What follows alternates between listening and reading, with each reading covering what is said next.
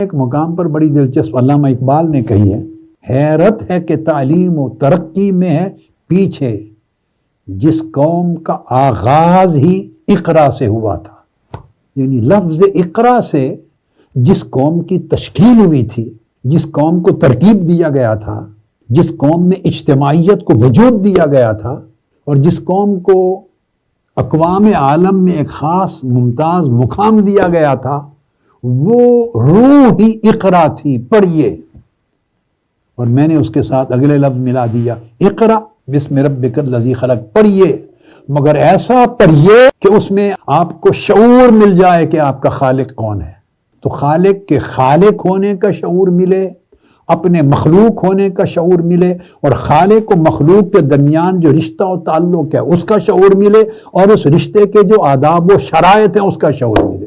تو جس قوم کی تشکیل اس شعور کے ساتھ ہوئی تھی اور اس میسج کے ساتھ ہوئی تھی، آج وہی قوم تعلیم و تربیت میں پیچھے رہ گئی۔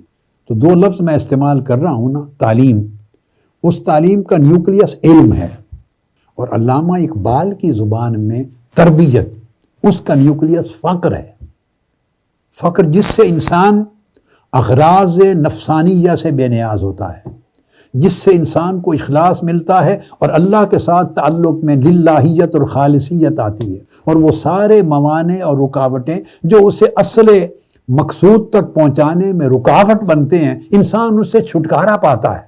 اگر چھٹکارا نہ پائے تو وہ محتاج ہے، وہ دنیا کی اصطلاح کا فقیر ہے، یعنی محتاج ہے۔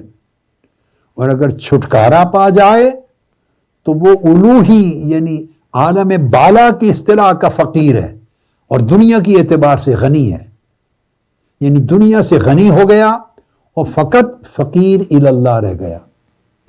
یعنی اب نہ وہ کسی سے ڈرتا ہے، نہ جھکتا ہے، نہ ضمیر بیچتا ہے، نہ ایمان بیچتا ہے، نہ اخلاق بیچتا ہے، نہ اپنا پروفیشن بیچتا ہے، نہ آنیسٹی بیچتا ہے، نہ علم بیچتا ہے، نہ خیانت کرتا ہے، نہ بددیانتی کرتا ہے۔ مال و زر، دنیا کا عہدہ و منصب اس کے کردار کو خرید نہیں سکتا، اس کے اخلاق کو خرید نہیں سکتا۔ اب وہ سیل پر نہیں ہے، جو سیل پر نہ رہے وہ اصل فقیر ہوتا ہے۔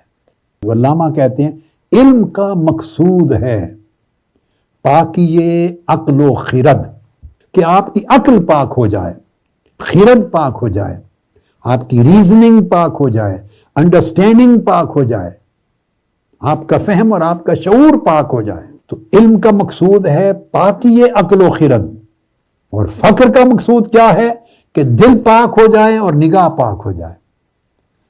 تو عقل کے پاک ہونے سے انسان کی تھنکنگ، انسان کی اپروچ، اس کے ڈیسیژن وہ پاک ہو جاتے ہیں، پاکیزگی اس سے نکلتی ہے، پاکیزگی کا وہ چشمہ بن جاتا ہے وہ عقل، وہ دماغ۔ اور جب انسان کی تربیت ہوتی ہے تو اس سے قلب و نگاہ پاک ہو جاتے ہیں۔